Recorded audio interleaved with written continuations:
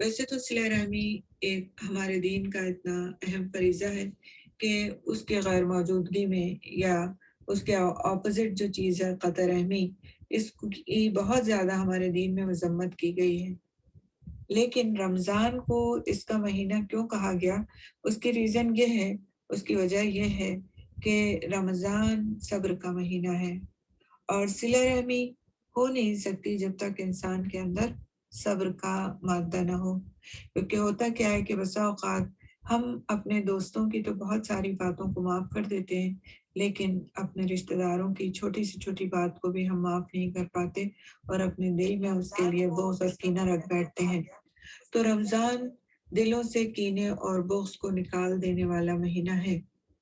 روزہ انسان کے دل کی صفائی اور تزکیے کا مہینہ ہے، یہ صبر کا مہینہ ہے، اور اسی لیے یہ وہ مہینہ ہے جس میں صلہ رحمی آسان ہوتی ہے، اور ایک طرح سے ہمارا نفس اس بات کے لیے ٹرین ہو جاتا ہے کہ ہم کو صلہ رحمی کا اپنے آپ کو عادی بنانا ہے اور اس فریضے کی اہمیت کو سمجھنا ہے۔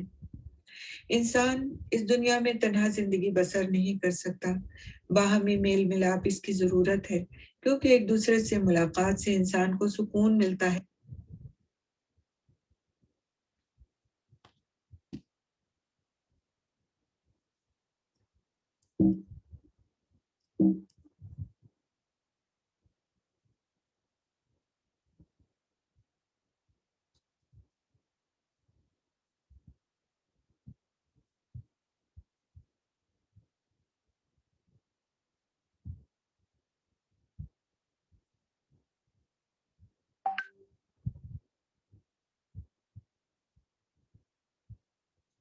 السلام علیکم ورحمۃ اللہ وبرکاتہ، نحمدہ ونصلی علی رسولہ الکریم، اما بعد، فاعوذ باللہ من الشیطان الرجیم، بسم اللہ الرحمن الرحیم، اللہم انفعنا بما علمتنا وعلمنا ما ینفعنا وزدنا علما۔ آج انشاءاللہ ہم جس موضوع کے تحت بات کریں گے وہ ہے رمضان، صلہ رحمی کا مہینہ۔ ویسے تو صلہ رحمی ایک ہمارے دین کا اتنا اہم فریضہ ہے کہ اس کے غیر موجودگی میں یا اس کے اپوزٹ جو چیز ہے قطع رحمی، اس کی بہت زیادہ ہمارے دین میں مذمت کی گئی ہے۔ لیکن رمضان کو اس کا مہینہ کیوں کہا گیا؟ اس کی ریزن یہ ہے، اس کی وجہ یہ ہے کہ رمضان صبر کا مہینہ ہے، اور صلہ رحمی ہو نہیں سکتی جب تک انسان کے اندر صبر کا مادہ نہ ہو۔ کیونکہ ہوتا کیا ہے کہ بسا اوقات ہم اپنے دوستوں کی تو بہت ساری باتوں کو معاف کر دیتے ہیں، لیکن اپنے رشتہ داروں کی چھوٹی سے چھوٹی بات کو بھی ہم معاف نہیں کر پاتے اور اپنے دل میں اس کے لیے بغض اور کینہ رکھ بیٹھتے ہیں۔ تو رمضان دلوں سے کینے اور بغض کو نکال دینے والا مہینہ ہے۔ روزہ انسان کے دل کی صفائی اور تزکیے کا مہینہ ہے، یہ صبر کا مہینہ ہے، اور اسی لیے یہ وہ مہینہ ہے جس میں صلہ رحمی آسان ہوتی ہے، اور ایک طرح سے ہمارا نفس اس بات کے لیے ٹرین ہو جاتا ہے کہ ہم کو صلہ رحمی کا اپنے آپ کو عادی بنانا ہے اور اس فریضے کی اہمیت کو سمجھنا ہے۔ انسان اس دنیا میں تنہا زندگی بسر نہیں کر سکتا، باہمی میل ملاپ اس کی ضرورت ہے، کیونکہ ایک دوسرے سے ملاقات سے انسان کو سکون ملتا ہے، ایک دوسرے کے قریب آنے کا موقع ملتا ہے۔ لیکن خوشگوار زندگی کے لیے ضروری ہے کہ جن لوگوں کے ساتھ اس کا قریبی تعلق ہے ان کے ساتھ تعلقات بھی اچھے ہوں۔ انسان ایک معاشرے میں کس طرح رہے، اس کے تعلقات کیسے خوشگوار ہوں، اس کا طرز عمل کیسا ہو، اس کا رویہ دیگر انسانوں کے ساتھ کیسا ہو، اس بارے میں ہمارا دین ہمیں بہترین رہنمائی دیتا ہے، اور وہ یہ کہ لوگ ایک دوسرے کے خیر خواہ ہوں، ان کا دل ایک دوسرے کے خلاف حسد، بغض اور کینے سے خالی ہو، وہ دوسرے کی کامیابی پر خوش ہوں، اگر دوسرے سے کوئی تکلیف پہنچے تو عفو درگزر کا معاملہ کرنے والے ہوں، اور اس طرح اللہ نے برائی کو بھلائی سے دور کرنے کا حکم دیا ہے تاکہ باہمی تعلقات سے رخنے نہ پیدا ہوں۔ آپ صلی اللہ علیہ وسلم نے فرمایا، تم میں سب سے بہتر وہ ہے جو اپنے گھر والوں کے لیے بہتر ہو، اور میں اپنے گھر والوں کے لیے سب سے بہتر ہوں۔ इंसान का सबसे पहला इम्तिहान खुद अपने घर के अंदर होता है, करीबी रिश्तों के साथ होता है। अक्सर ऐसे मामलात पेश आते हैं जिनसे इंसान दिल बर्दाश्ता हो जाता है, लेकिन अल्लाह की नज़र में वही अच्छा है जो सब्र से काम लेते हुए इन रिश्तों को निभाए और उनसे हुस्न सलूक करता रहे, और ऐसे शख्स के लिए अंजाम भी अच्छा है और इनाम भी अच्छा है। तो हमारे दीन में सिला रहमी की बहुत ज़्यादा अहमियत है। हम देखते हैं कि सिला रहमी की तारीफ क्या है, ये जो बार बार आप लफ्ज़ सुनते हैं सिला रहमी, तो इससे मुराद क्या है? सिला रहमी का अगर हम लुग़वी माना देखें, यानी डिक्शनरी मीनिंग देखें, तो उसका मतलब है एक चीज़ को दूसरी चीज़ के साथ मिलाना, हत्ता कि वो इससे चिमट जाए। और इस्तिलाही तारीफ ये है, इब्न मंजूर ने लुग़वी और इस्तिलाही मानों के दरमियान ताल्लुक़ को वाज़ेह करते हुए कहा है कि एक किनाया है उन रिश्तेदारों पर एहसान करने के बारे में जो नस्बी और ससुराली हों, उन पर शफ़क़त करना और उनके साथ नरमी से पेश आना और उनके अहवाल की रियायत करना, अगरचे वो दूर के रिश्तेदार हों या वो बदसलूकी करते हों। यानी सिला रहमी किस-किस से की जाएगी? चाहे वो दूर के रिश्तेदार हों या वो बदसलूकी भी करते हों। और क़त्र रहमी उन सब चीज़ों के बरक्स को कहते हैं, गोया जब वो इन पर एहसान करता है तो अपने और उनके दरमियान क़ुराबतदारी और ससुराली रिश्तेदारी और जायज़ सिले और अतिये को मिलाता है। यानी सिला रहमी सिर्फ़ यही नहीं है कि हम किसी के साथ बस अपने रिश्तेदारों के साथ अच्छा सलूक करते रहें। सिला रहमी में ये भी शामिल है कि हमारे साथ अगर बदसलूकी की जाए, बुरा किया जाए, तो भी उनके साथ अच्छे सलूक से पेश आया जाए। वो रिश्तेदार हमारे करीबी हों या दूर के हों, नस्बी हों या ससुराली हों, दोनों रिश्तों के साथ अच्छा मामला करना सिला रहमी है। सिला रहमी का जामे माना ये है कि जितना हो सके रिश्तेदारों को खैर पहुँचाना और हस्ब ताकत जितना हो सके उनसे शर को दूर करना। ये है सिला रहमी। इमाम नववी रहमतुल्लाह अलैह फरमाते हैं कि सिला रहमी रिश्तेदारों पर इस अंदाज में एहसान करना है कि वो सिला रहमी करने वाले के और जिसके साथ सिला रहमी की जा रही है उसके हालात के मुनासिब हो। कभी ये माल के ज़रिए होती है, कभी खिदमत करने से और कभी सिर्फ मुलाकात और सलाम वगैरह करने से होती है। यानी सिला रहमी में ज़रूरी नहीं है कि इंसान सिर्फ अपना माल खर्च करे, या सिला रहमी में सिर्फ ज़रूरी नहीं है कि वो जाकर बैठकर उनकी कोई जिस्मानी खिदमत करे। सिर्फ मुलाकात और सलाम और बात करने से भी सिला रहमी का हक़ अदा किया जा सकता है। मतलब ये है कि जिसको जिस रिश्ते को जिस बात की जिस तरह की ज़रूरत हो, वो हमको पता हो, और वो हमको जब पता होगी तभी हम उसको पूरा कर सकेंगे। इब्न ऐसर रहमतुल्लाह अलैह फरमाते हैं कि रिश्तेदारों के साथ एहसान करने की तरफ इशारा है, ख्वाह वो हसब नसब से रिश्तेदार हों या ससुराली रिश्तेदार हों, और उन पर शफ़क़त करना और उनके साथ नरमी का मामला करना और उनके हालात का ख़याल रखना। और इसी तरह अगर वो दूर के रिश्तेदार हों और बदसलूकी करने वाले हों, तो भी उनके साथ एहसान करना और क़त्ल रहमी से बचना, जो कि सिला रहमी के बरअक्स बात है।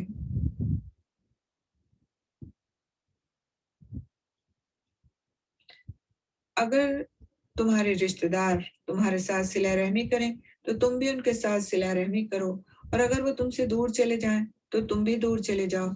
ये सिला रहमी की सिफ़त नहीं है। ये तो एक दूसरे को बदला देना है, लेकिन सिला रहमी का मामला इन तमाम चीज़ों से बुलंद है। अब्दुल्लाह बिन अमर रज़ियल्लाहु तआला अन्हु से रवायत है कि रसूल अकरम सल्लल्लाहु अलैहि वसल्लम ने फरमाया, किसी काम का बदला देना सिला रहमी नहीं, बल्कि सिला रहमी करने वाला वो शख्स है कि जब उसके साथ सिला रहमी वाला मामला ख़त्म कर दिया जाए, वो फिर भी सिला रहमी करे। और रमज़ान से इसका ताल्लुक़ किस तरह से है सिला रहमी का? क्योंकि रमज़ान में इंसान का नफ्स सब्र के लिए ट्रेन हो जाता है, और सिला रहमी हो नहीं सकती जब तक कि इंसान के अंदर सब्र ना हो। जब सब्र होता है तभी इंसान सिला रहमी के काबिल हो पाता है। सुलेमान बिन मूसा कहते हैं कि कहा बिन महरीज़ से कहा गया कि रिश्तेदारों का क्या हक़ है?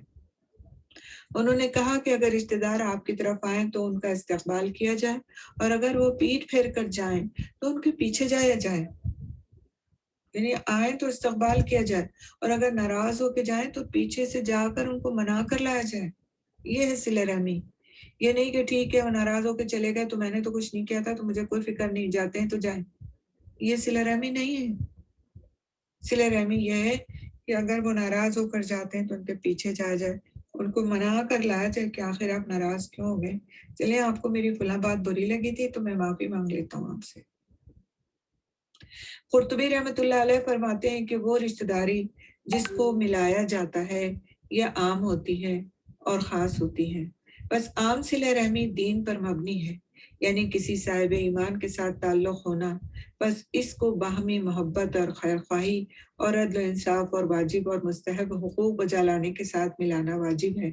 اور خاص صلہ رحمی یہ ہے کہ آپ ان تمام چیزوں کے ساتھ خرچ کو بڑھا دیں اور ان کے حالات کی خبرگیری کرتے رہیں اور ان کی غلطیوں کو نظر انداز کرتے رہیں. یعنی ایک تو عام صلہ رحمی ہے کہ خیر خواہی، عدل انصاف اور جو آپ کے حقوق بنتے ہیں بس ان کی پیروی کرتے رہیں. ماں کے ساتھ جو حق ہے اس کا حق ادا کر دیا، باپ کے ساتھ جو حق ہے اس کا حق ادا کر دیا، بہن بھائیوں کے حقوق کو ادا کر دیا، عدل و انصاف کا معاملہ کر لیا. تو یہ ایک عام صلہ رحمی ہے. لیکن خاص صلہ رحمی جو کہ ہم لوگ ہر چیز میں خاص کے خواہاں ہوتے ہیں، تو صلہ رحمی میں صلہ رحمی میں بھی خاص کا خواہاں ہونا چاہیے کہ آپ ان تمام چیزوں کے ساتھ خرچ کو بڑھا دیں اور ان کے حالات کی خبرگیری کرتے رہیں اور ان کی غلطیوں کو نظر انداز کرتے رہیں. تب تو صلہ رحمی ہو سکتی ہے.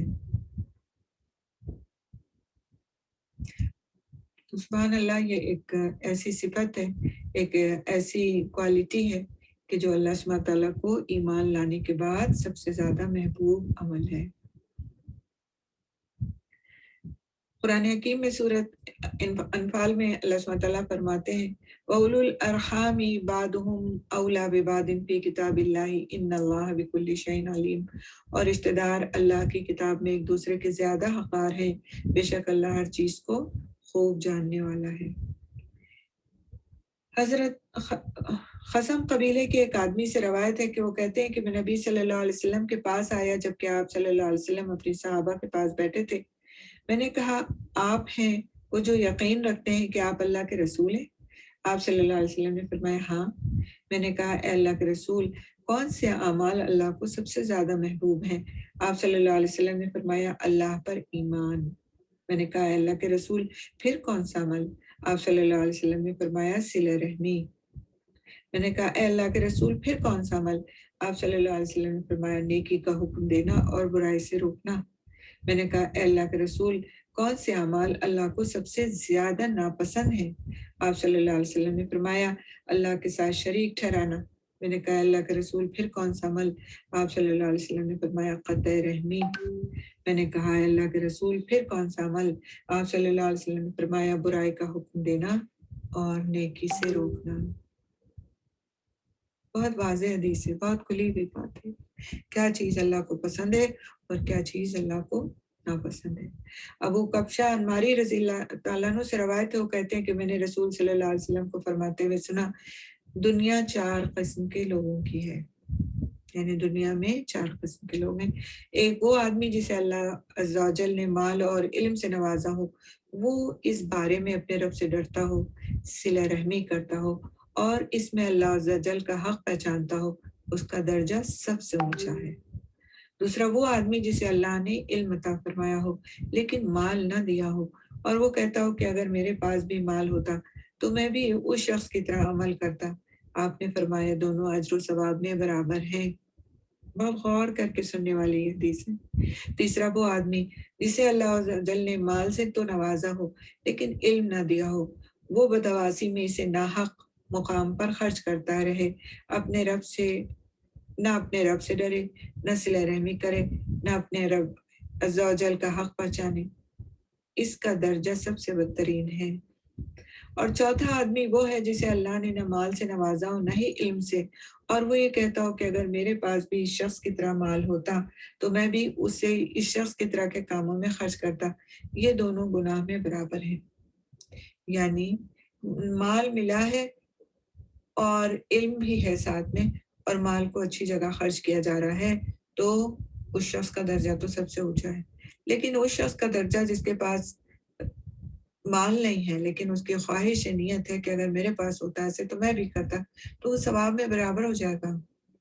اللہ سبحانہ تعالیٰ کی رحمت ہے۔ لیکن ایک ایسا شخص ہے جس پاس نہ مال ہے نہ علم ہے، اور ایک ایسا شخص ہے جس کے پاس مال تو ہے علم نہیں ہے، اور علم نہ ہونے کی وجہ سے وہ اپنے مال کو غلط کاموں میں خرچ کرتا ہے۔ اور جس کے پاس نہ مال ہے نہ علم ہے، وہ اس بات کا کی خواہش کرتا ہے کہ میرے پاس ہوتا تو میں بھی اسی کی طرح سے اڑاتا عیش کرتا، تو پھر وہ بھی اسی شخص کی طرح سے ہے جس کے پاس مال تو ہے لیکن علم نہیں ہے۔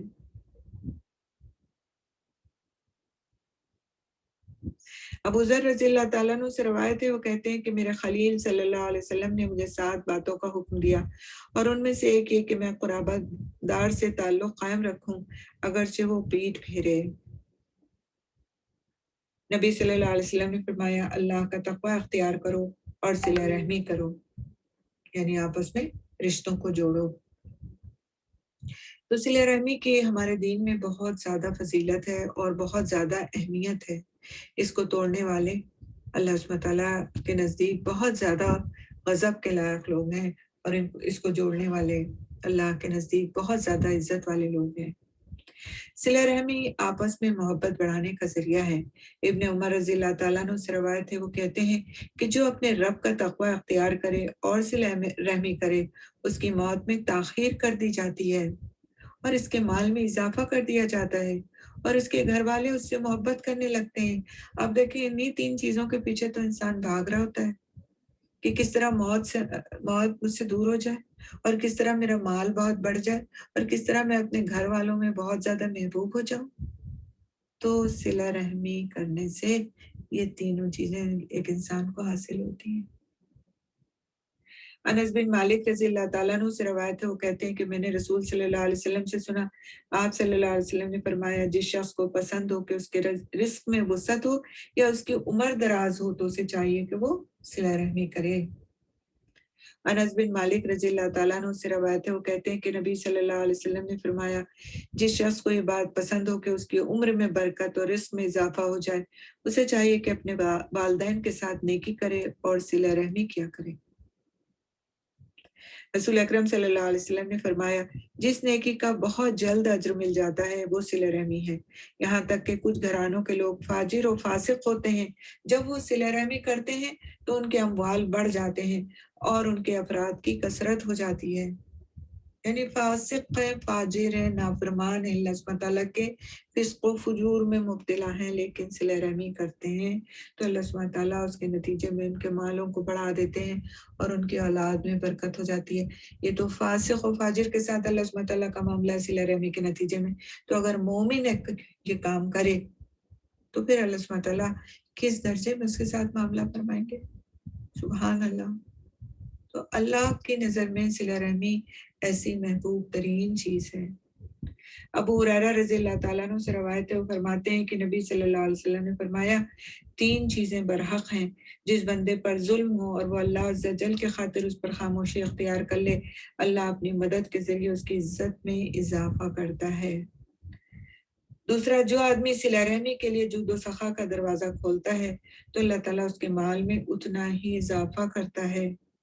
اور تیسرا، جو آدمی اپنے اوپر مانگنے کا دروازہ کھولتا ہے تاکہ اپنا مال بڑھا لے تو اللہ عز و جل اس کی قلت میں اور اضافہ کر دیتا ہے۔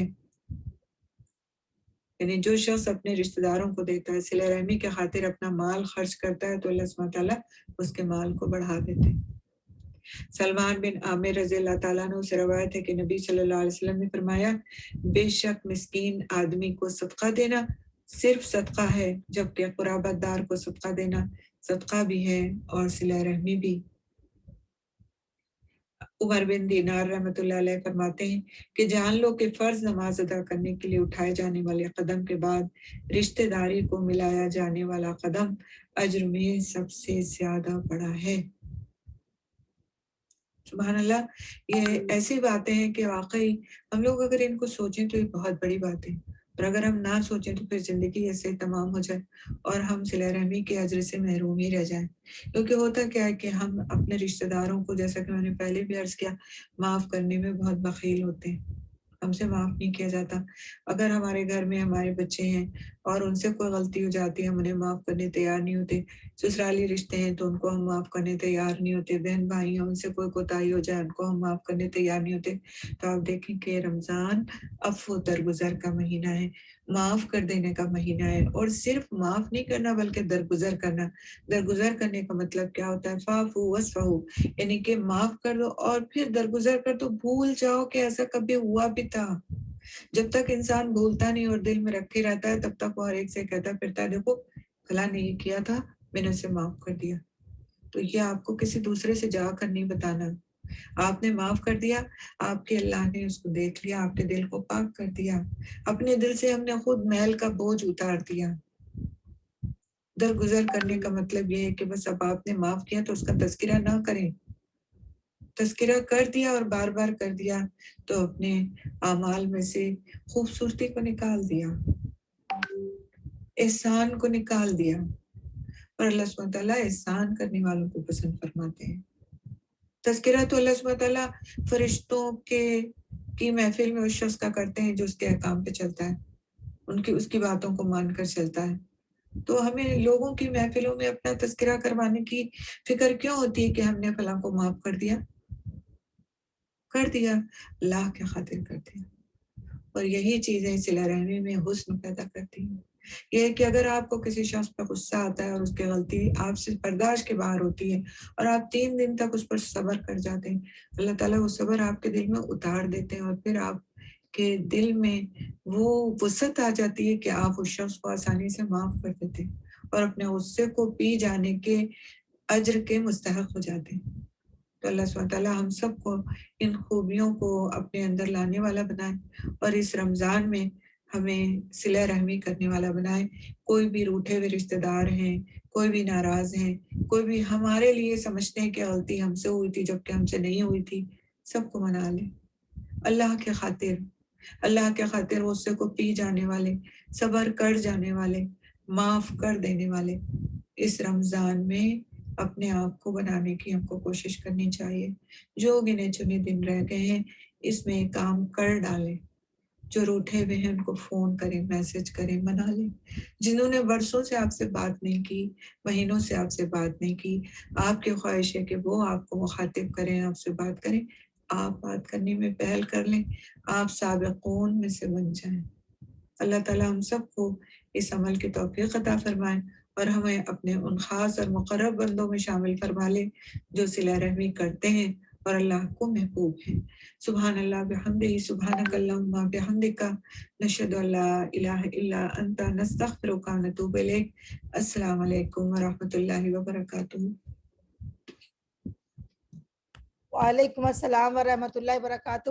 ڈاکٹر طلعت فاطمہ صاحبہ، آپ کا بہت بہت شکریہ۔ آپ نے رمضان اور صلہ رحمی کے حوالے سے بہت سی بیش قیمت باتیں بتائی ہیں۔ اللہ تعالیٰ ہمیں عمل کی توفیق عطا فرمائے اور ہمیں توفیق دے کہ ہمارے کے ساتھ صلہ رحمی سے پیش آئیں اور رشتوں کو جوڑنے والے بنیں، رشتوں کو کاٹنے والے نہ بنیں۔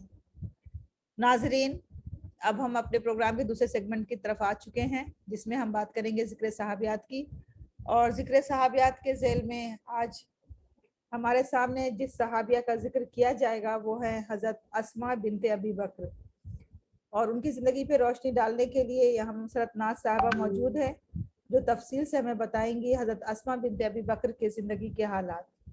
تو آئیے سنتے ہیں ان کی زندگی کے حالات۔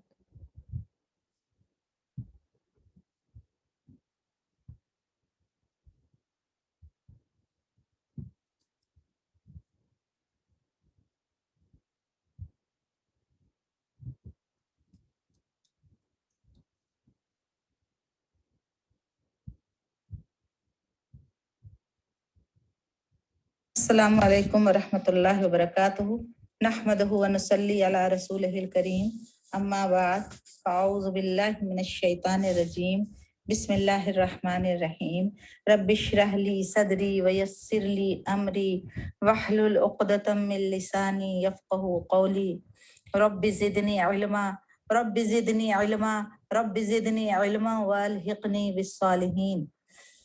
آج میں اپنی بہنوں کو سے حضرت اسماء بنت ابو بکر صدیق رضی اللہ تعالی عنہ کے بارے میں بات کروں گی۔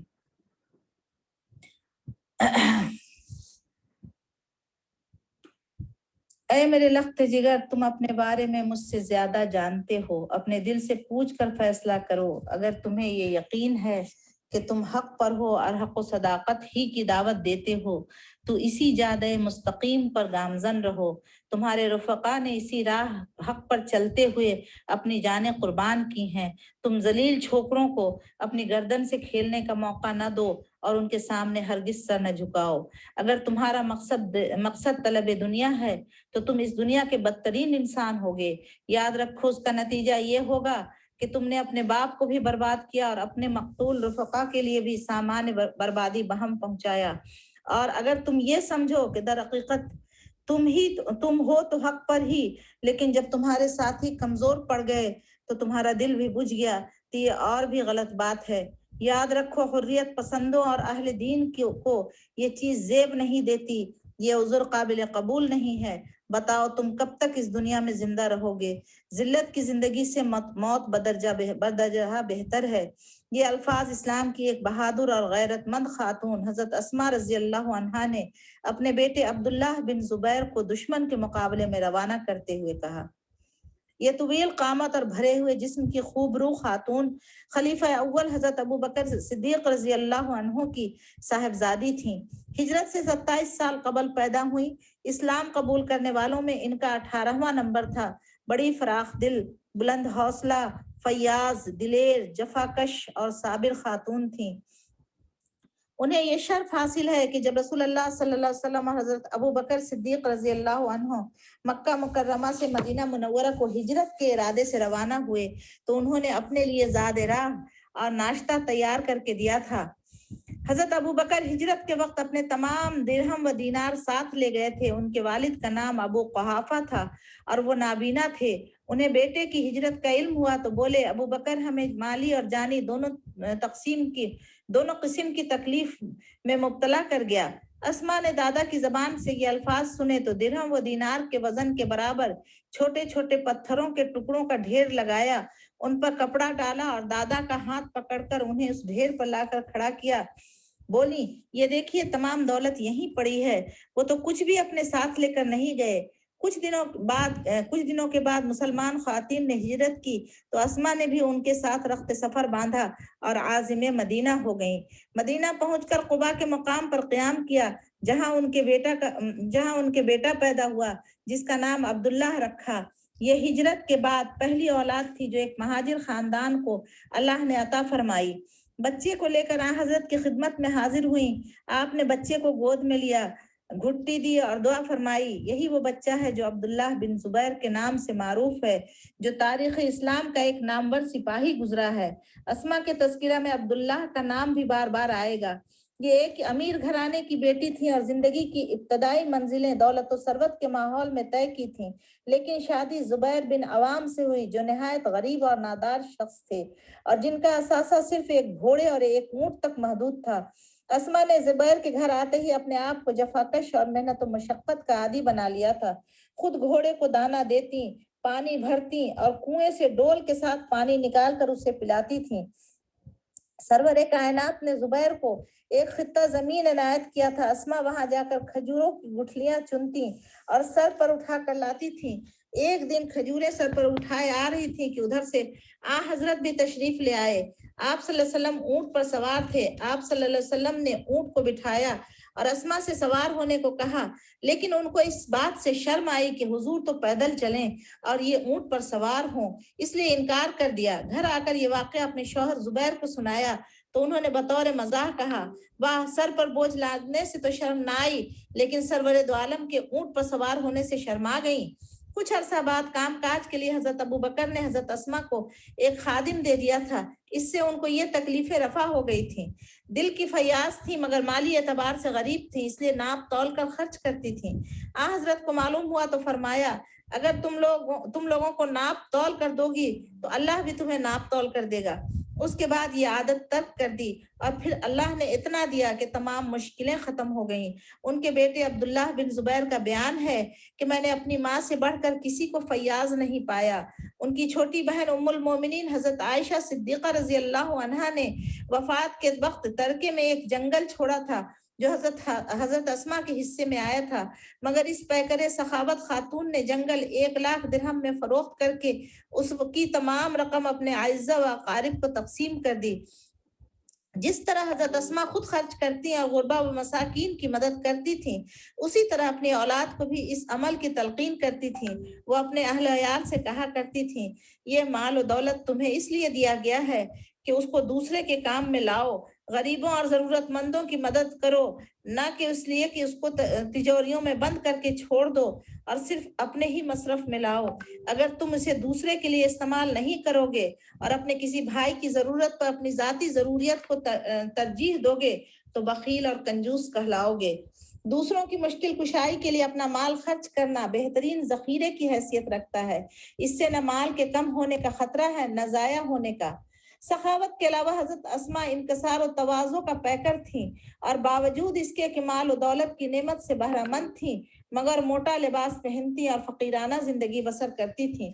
اس سلسلے میں ان کے بہت سے واقعات تاریخ کی کتابوں میں مرقوم ہیں، جن میں ایک واقعہ یہ ہے کہ ان کے بیٹے منذر فتح عراق سے واپس آئے تو مال غنیمت میں کچھ خوبصورت اور باریک منقش زنانہ کپڑے بھی ساتھ لائے۔ یہ کپڑے فرمانبردار بیٹے نے نہایت ادب کے ساتھ اپنی ماں کی خدمت میں پیش کیے۔ بوڑھی ماں کی بصارت زائل ہو چکی تھی۔ کپڑوں کو ہاتھ سے ٹٹول کر بیٹے سے مخاطب ہوئی اور کہا، یہ اتنے باریک اور نرم و نازک کپڑے تم میرے لیے لائے ہو؟ میں اپنے جسم پر یہ لباس نہیں پہن سکتی، یہ شرفا اور جفاکش لوگوں کا لباس نہیں ہے، میرے لیے موٹے کپڑے لاؤ۔ چنانچہ سعادت مند بیٹے نے وہ کپڑے واپس کیے اور ماں کے لیے موٹے کپڑے لا کر دیے۔ یہ کپڑے لے کر وہ بہت خوش ہوئیں اور کہا، بیٹا مجھے اسی قسم کے کپڑے پہنایا کرو۔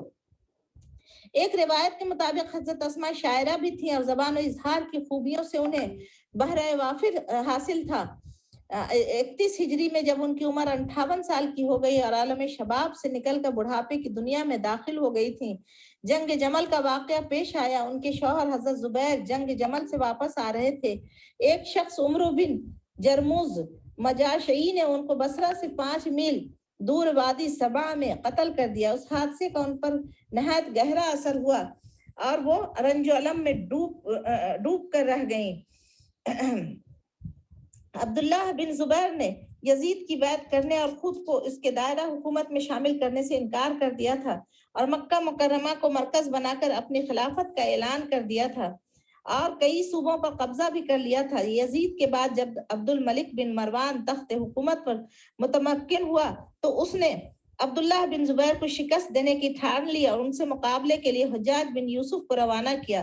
حجاج بن یوسف نہایت ظالم اور سفاک تھا۔ وہ بہت بڑی فوج کے ساتھ مکہ کی طرف بڑھا اور یکم ذی الحجہ 72 ہجری کو اس مقدس شہر کا مساحرہ کر لیا۔ مکے میں آمد رفت کے تمام راستے بند کر دیے اور باہر سے ہر قسم کے سامان کی در آمد کے ذرائع منقطع ہو گئے۔ عبداللہ بن زبیر اور مکہ میں رہنے والے ان کے حامیوں کے لیے یہ نہایت نازک وقت تھا۔ 6 مہینے تک دونوں جانب کی فوجیں برسر پیکار رہیں۔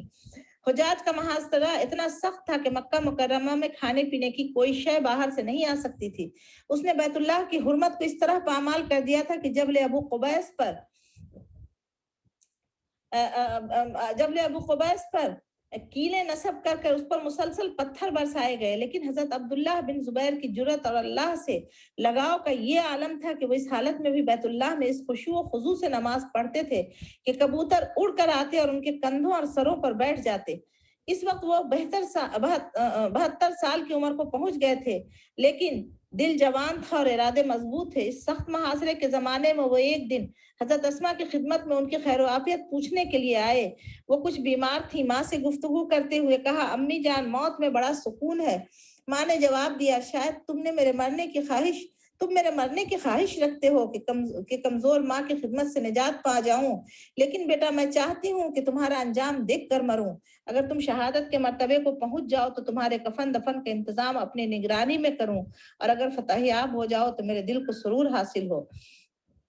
اس سے 10 دن بعد جب ان کے ساتھ گنتی کے چند آدمی رہ گئے تھے، وہ آخری دفعہ حضرت اسما کی خدمت میں حاضر ہوئے اور عرض کیا، امی جان اب میرے ساتھ چند افراد رہ گئے ہیں، اگر میں دشمن کے سامنے ہتھیار ڈال دوں تو ممکن ہے مجھے اور میرے ساتھیوں کو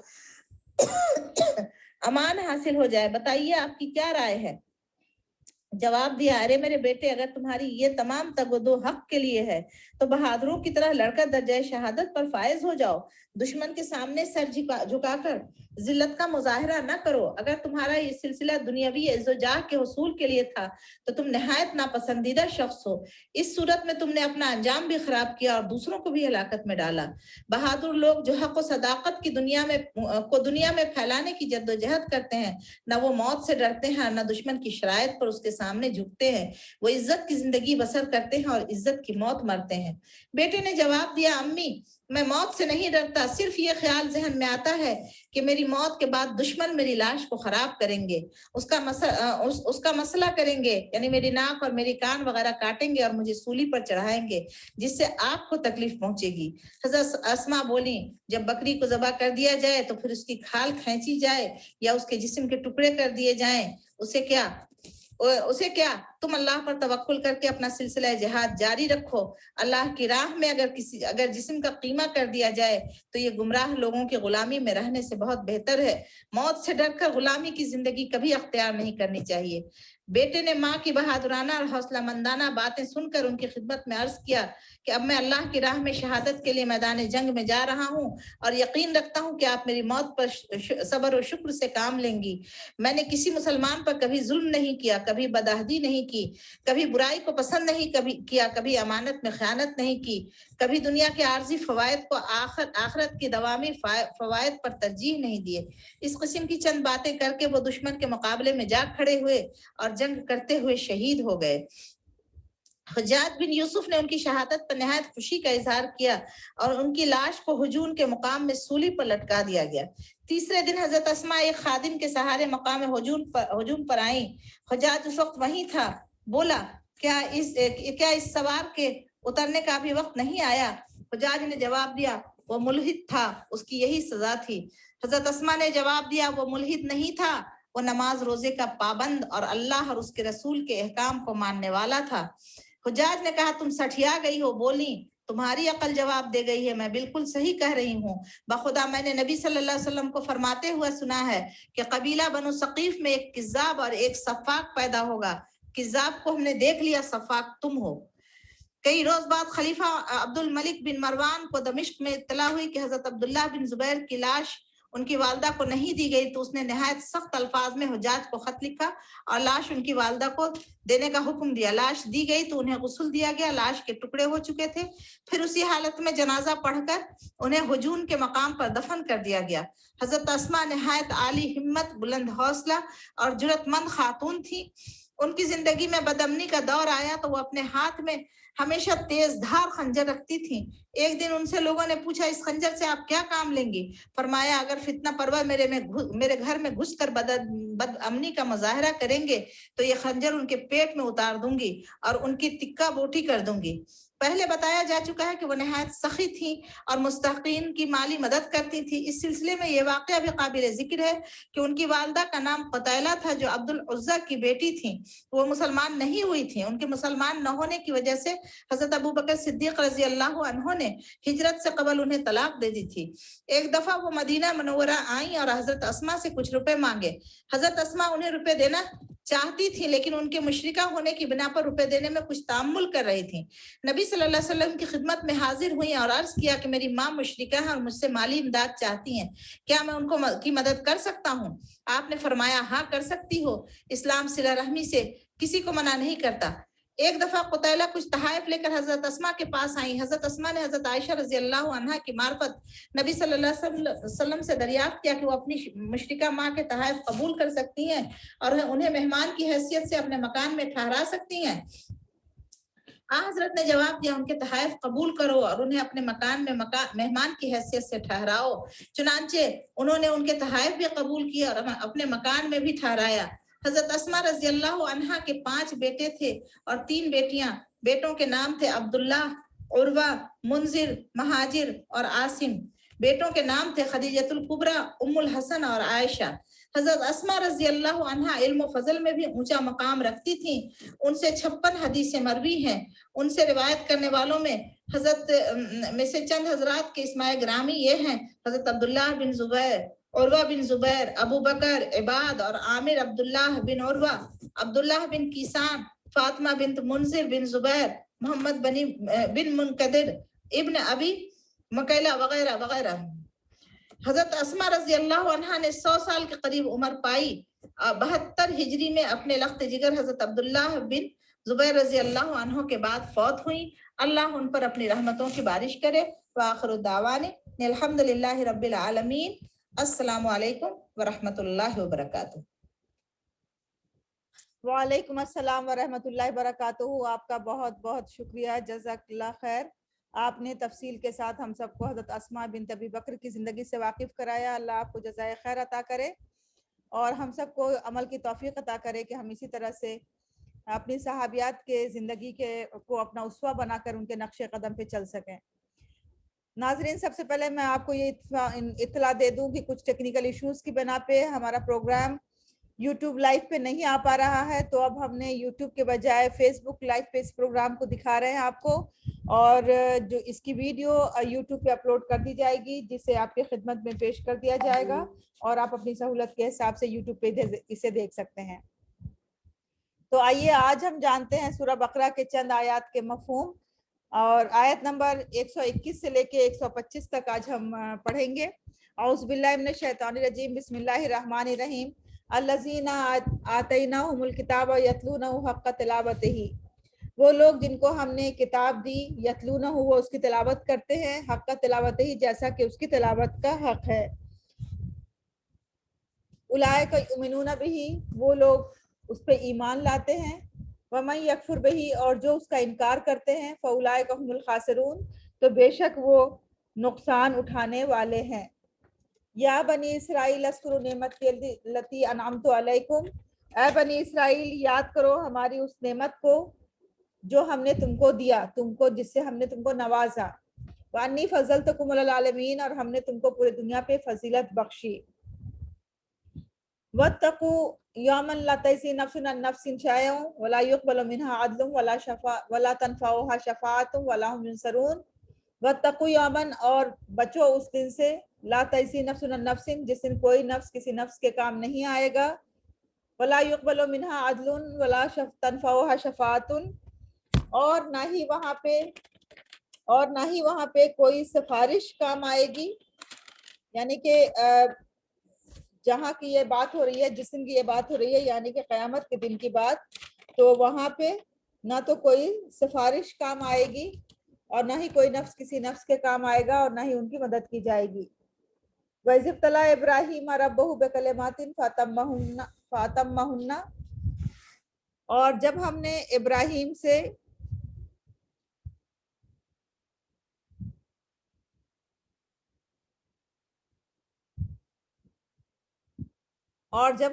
ابراہیم کو آزمایا، یعنی کہ اس کے رب نے اور جب ابراہیم کو اس کے رب نے آزمایا چند کلمات سے، تو اس نے ان کو پورا کیا۔ قَالَ إِنِّي جَاعِلُكَ لِلنَّاسِ إِمَامًا، تو اس نے کہا کہ ہم تم کو اماموں کے لیے امام بنانے والے ہیں۔ قَالَ، تو ابراہیم علیہ السلام نے کہا، وَمِن ذُرِّيَّتِي، اور میری اولاد میں سے۔ قَالَ لَا يَنَالُ الْعَهْدِ الظَّالِمِينَ، تو انہوں نے کہا کہ میں نہیں پہنچے گا میرا وعدہ ظالموں کو۔ وَإِذْ جَعَلْنَا الْبَيْتَ مَثَابَةً لِلنَّاسِ، اور جب ہم نے اس گھر کو یعنی خانہ کعبہ کو مثابتاً اجتماع کی جگہ بنایا، للناس لوگوں کے لیے، وَأَمَنًا، اور سکون کی جگہ بنایا، امن کی جگہ بنایا، وَاتَّخِذُوا مِن مَّقَامِ إِبْرَاهِيمَ مُصَلًّى، تو بنا لو مقام ابراہیم کو نماز کی جگہ، وَعَهِدْنَا إِلَىٰ إِبْرَاهِيمَ وَإِسْمَاعِيلَ أَن طَهِّرَا بَيْتِي لِلطَّائِفِينَ وَالْعَاكِفِينَ وَرُكَّعِ السُّجُودِ، اور ہم نے ابراہیم کو حکم دیا اور اسماعیل کو کہ پاک رکھو میرے گھر کو، لطائفینہ طواف کرنے والوں کے لیے، والعاکفینہ اور اعتکاف کرنے والوں کے لیے، ورکع سجود اور رکوع اور سجدہ کرنے والوں کے لیے۔ تو یہ وہ آیات ہیں جن کے مفہوم سے آج ہم واقفیت حاصل کریں گے، آیت نمبر 121 سے 125 تک۔ تو سب سے پہلے ہم یہاں دیکھیں گے کہ سب سے پہلی آیت میں کہا گیا ہے کہ الذین آتیناہم الکتاب یتلونہ حق تلاوتہ، جنہیں ہم نے کتاب دی ہے وہ اس کی تلاوت کرتے ہیں جیسا کہ اس کی تلاوت کا حق ہے، اور وہ ایمان لاتے ہیں، اور جو اس کا انکار کرتے ہیں وہ نقصان اٹھانے والے ہیں۔ تو یہاں حق کے تلاوت کیا ہے یہ سمجھنے کی بات ہے۔ حق کے تلاوت یہ ہے کہ قرآن کے حلال کو حلال اور حرام کو حرام سمجھا جائے، اور جس طرح قرآن نازل ہوا ہے اسی طرح اسے پڑھا جائے، اس میں رد و بدل نہ کیا جائے، اور اس کے محکم آیات پر عمل کیا جائے، متشابہات پر ایمان لایا جائے، اور مشکل مقام کو کسی عالم سے پوچھ لیا جائے۔ تلاوت کے معنی پیروی کے بھی آتے ہیں، اس بنا پر یہ معنی ہوئے کہ اس کی پیروی کرنے کا حق ادا کرتے ہیں۔ قرآن حکیم کی پیروی انسان کو جنت کے باغوں میں لے جاتی ہے۔ تو سمجھدار جو اہل کتاب ہیں وہ بھی قرآن کو مانتے ہیں، یعنی جو اہل کتاب اپنی کتابوں کو غور و فکر سے پڑھتے ہیں، ان پر عمل کرتے ہیں، ان کا قرآن حکیم پر بھی ایمان ہے، کیونکہ ان کی کتابوں میں بھی قرآن حکیم کے بارے میں صاف صاف ذکر کر دیا گیا تھا۔ آپ فرما دیں کہ اے اہل کتاب، تم کچھ نہیں جب تک کہ تورات اور انجیل اور ہر آسمانی کتاب پر ایمان نہ لاؤ اور ان پر عمل نہ کرو، یعنی جب تک ایمان و عمل کا حق ادا کرو گے اور رحمت عالم کی بشارت کی تصدیق کرو گے، تبھی تمہیں اس دنیا میں اور اس دین میں اور دنیا میں بھلائیاں نصیب ہوں گی اور حق کو پالو گے۔ تو اس لیے قرآن کی تلاوت کرنے کا حق ایک تو اس کے مفہوم کو سمجھنا اور اس کے احکامات پہ عمل پیرا ہونا ہے، اور اس کے علاوہ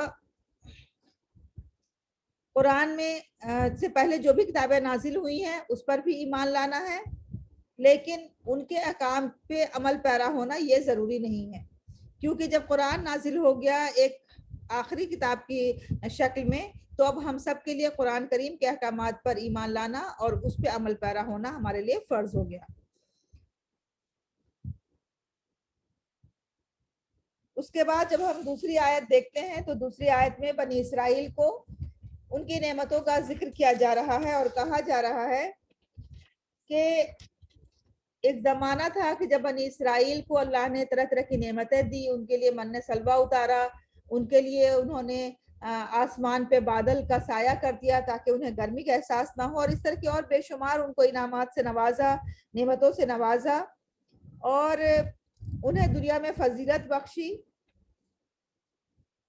تو اس کے باوجود اگر وہ عمل پیرا نہیں ہو رہے ہیں، اس کے باوجود اگر وہ اب کتابوں میں تحریف کر رہے ہیں، اس کے باوجود اگر وہ جو چیزیں جو ان کو حکم دیا گیا تھا اسے نہیں مان رہے ہیں، تو انہیں ڈرنا چاہیے اس دن سے جس دن کوئی کسی کے کام نہیں آئے گا، کوئی کسی کے کچھ بھی کام نہیں آئے گا، نہ اس سے کسی قسم کا فدیہ منظور کیا جائے گا، نہ کوئی سفارش کام آئے گی، اور نہ ہی ان کی مدد کی جائے گی۔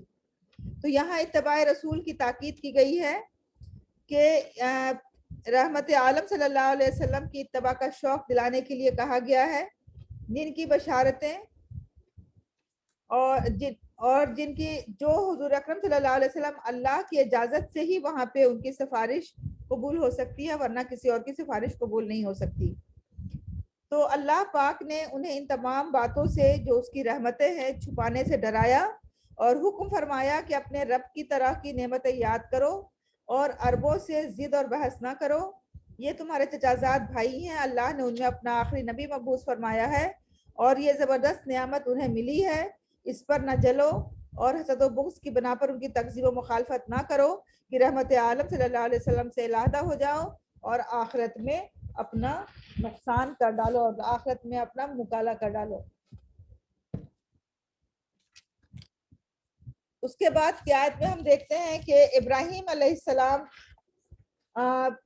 کا ذکر آیا ہے کہ ابراہیم علیہ السلام کو جب اللہ نے آزمایا، اور ابراہیم علیہ السلام ان تمام صفات میں جن چیزوں سے اللہ نے انہیں آزمایا اس میں پورے اترے، اور جب ابراہیم کو ان کے رب نے چند باتوں سے آزمایا اور پھر آپ نے انہیں پورا کر دکھایا، فرمایا میں تم لوگوں کا پیشوا بنانے والا ہوں، اور بولے میری اولاد میں بھی، تو فرمایا میرا وعدہ ظالموں کے لیے نہیں ہے۔ ابراہیم علیہ السلام کے اوصاف اور ان کی بزرگی کا بیان ہے کہ اللہ نے انہیں توحید میں لوگوں کا پیشوا بنایا، کیونکہ انہوں نے اللہ کے احکام کی برضا و رغبت تعمیل کی۔ عرب کے مشرکوں اور اہل کتاب کو अरब के मुशरिकों और अहले किताब को जो ये कहा करते थे कि हम खलीलुल्लाह के दीन पर हैं, हालांकि उससे बहुत दूर हट गए थे, बल्कि आप और आपके मानने वाले इस दीन के पैरोकार हैं।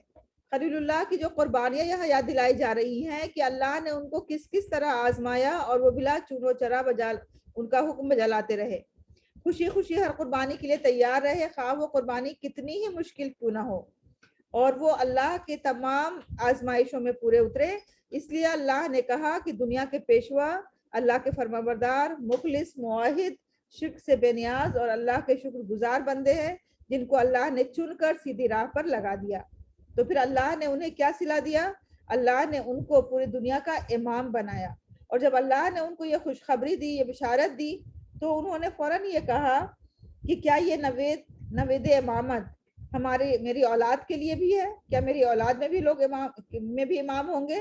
तो अल्लाह ने फरमाया कि हाँ, ये जो नवेद है, ये जो खुशखबरी है, ये औलाद के लिए भी है, मगर जालिम के लिए ये नहीं है। जो इस मनसब को डिजर्व नहीं करते हैं उनके लिए खुशखबरी नहीं होगी। तो आपकी दुआ कबूल कर ली गई और हमने उनकी औलाद में नबूवत और किताब रखी। आपके बाद हर नबी आप ही की औलाद में हुआ और हर किताब आपकी ही औलाद पे उतरी। ला यनालु अहद ज़ालिमीन, यानी औलाद इब्राहीम में जो नाफरमान होंगे उनको इमाम नहीं बनाया जाएगा। जालिम से मुशरिक मुराद है और अहद से खिलाफत व इमामत यहाँ पे मुराद है।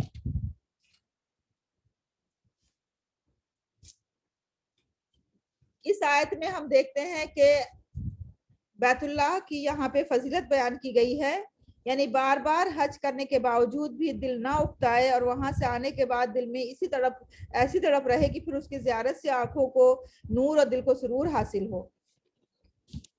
तो यहाँ जो मसाबा का लफ्ज इस्तेमाल हुआ है, मसाबा के माने होते हैं लौटने के, यानी लोग बार बार उसकी तरफ खींच कर आते हैं।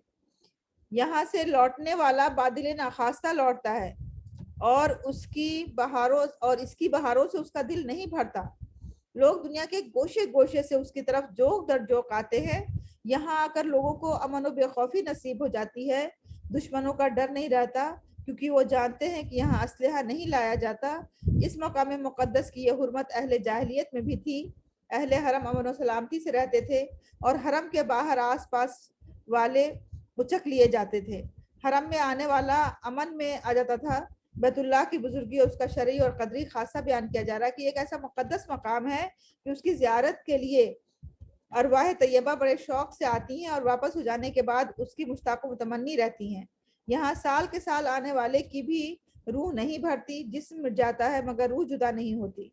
सुभान अल्लाह, कैसा प्यारा मकाम है कि जाने वाले का दिल अटक कर रह जाता है और न जाने वाले का दिल भटकता रहता है। जी चाहता है कि इस प्यारे घर को देखते ही रहें और उसका वालिहाना तवाफ करते रहें। अल्लाह के खलील ने ये दुआ मांगी थी इब्राहिम अलैहिस्सलाम ने, ऐ अल्लाह, लोगों के दिलों को मक्का वालों का मुश्ताक बना और उन्हें रोज़ी के तौर पर फल अता फरमा ताकि वो शुक्रगुजार हों। ये दुआ कबूल हो गई और जब तक बैतुल्लाह बाकी है उसका असर बाकी रहेगा। लोग उसकी अजमत करते हैं और यहाँ कोई किसी को तकलीफ नहीं पहुँचाता। यहाँ आकर लोग चैन से सो जाते हैं। इब्ने अब्बास रज़ियल्लाहु अन्हु फरमाते हैं कि अगर बफर्ज महाल लोग इस घर का हज छोड़ दें तो अल्लाह आसमान को ज़मीन पर पटक देगा। इसका अदब व एहतराम उसके बानी के एहतराम की वजह से है। जब हमने खलीलुल्लाह को काबे की जगह बता दी और ताकीद कर दी कि मेरे साथ किसी को शरीक ना करना और मेरे घर को तवाफ करने वालों और इत्तिकाफ करने वालों के लिए और नमाज पढ़ने वालों के लिए पाको साफ रखना, सबसे पहला इबादत खाना वो है जो मक्का में है और जो दुनिया के लिए बरकत व हिदायत वाला है। उसमें खुली खुली निशानियां हैं और मकाम इब्राहीम है, जो उसमें आ गया उसे चैन मिल गया। सुभान अल्लाह। इस आयत में ख़ास तौर से मकाम इब्राहीम को बयान करके उसमें नमाज पढ़ने को कहा गया है। मकाम इब्राहीम जो लोग हज करने गए हैं उन्होंने देखा होगा कि वो एक ख़ास पत्थर है जिस पर खड़े होकर खलीलुल्लाह ने काबे की तामीर फरमाई थी और फिर दीवार उठाई थी। तो वहां उस मकाम पे पहुंच करके خاص طور سے ہم یہ اہتمام کرتے ہیں کہ وہاں پہ نماز ضرور پڑھیں۔ اس پتھر میں ابراہیم علیہ السلام کے پیر کے نشان تازہ تازہ ہیں، کیونکہ آپ ننگے پاؤں تھے، جوتا پہنے ہوئے نہیں تھے، اور بیت اللہ کو پاک رکھنے کا حکم دیا گیا ہے کہ ہم نے اسے وحی کی کہ اس گھر کو بتوں کی گندگی سے، بیہودہ باتوں سے، جھوٹ سے اور ہر طرح کی حصی اور مانوی گندگی سے طواف کرنے والوں اور اعتکاف کرنے والوں اور نماز پڑھنے والوں کے لیے پاک رکھو۔ توحید پھیلاؤ اور شرک کو مٹاؤ۔ غرض کہ اللہ پاک نے ان دونوں کو یہ حکم دیا کہ رب کی رضا کے لیے بیت اللہ بنائیں اور توحید پر اس کی بنیاد رکھیں۔ تو آج بھی ہم دیکھتے ہیں کہ خانہ کعبہ کی عظمت و احترام اسی طرح برقرار ہے، لوگ اسی طرح جوک در جوک وہاں طواف کرنے جاتے ہیں اور وہاں سکون پاتے ہیں، اور اس جگہ کی معنویت ابھی بھی ویسے ہی کہ ویسے برقرار ہے، اور اس کی طہارت اور پاکیزگی کا خاص خیال رکھا جاتا ہے۔ اور وہاں جا کر کے جو ایک منظر نظر کے سامنے آتا ہے، کوئی نہیں چاہتا کہ وہ وہاں سے واپس آئے، کیونکہ اس کی جو اس کے اندر جو کشش ہے، وہ کشش انسان کو اپنی طرف کھینچتی ہے، اور اس طرح ہر مسلمان یہ چاہتا ہے کہ وہ وہاں جائے تو وہیں کا ہو کے رہ جائے۔ حج کے احکام ناظرین، تو ان آیات سے ہم نے یہ جانا کہ کس طرح اللہ تعالیٰ نے ابراہیم علیہ السلام کو خانہ کعبہ کی پاکیزگی کو برقرار رکھنے اور اس کو طواف کرنے والوں، اعتکاف کرنے والوں اور رکوع و سجدہ کرنے والوں کے لیے پاک و صاف رکھنے کا حکم دیا، اور اللہ تعالیٰ نے یہاں پہ بنی اسرائیل کا بھی ذکر کیا کہ انہیں کس طرح کہا گیا کہ وہ ان نعمتوں کو یاد کریں جو اللہ نے ان کے اوپر بھیجی تھیں۔ تو ان آیات سے ہم نے چند اہم باتیں سیکھی ہیں، اور ہمیں امید ہے کہ ہم ان تمام باتوں کو سیکھنے کے بعد اس پہ عمل پیرا ہوں گے، اور یقیناً جس طرح ہمارے جد امجد ابراہیم علیہ السلام نے اللہ کے احکامات کی پیروی کی، پابندی کی، ان کے تمام آزمائشوں میں پورے اترے، اسی طرح اللہ تعالیٰ ہمیں بھی توفیق دے کہ ہم بھی ان تمام آزمائشوں میں پورے اتریں اور اللہ کے محبوب بندے بن کر رہیں۔ وآخر دعوانا الحمدللہ رب العالمین۔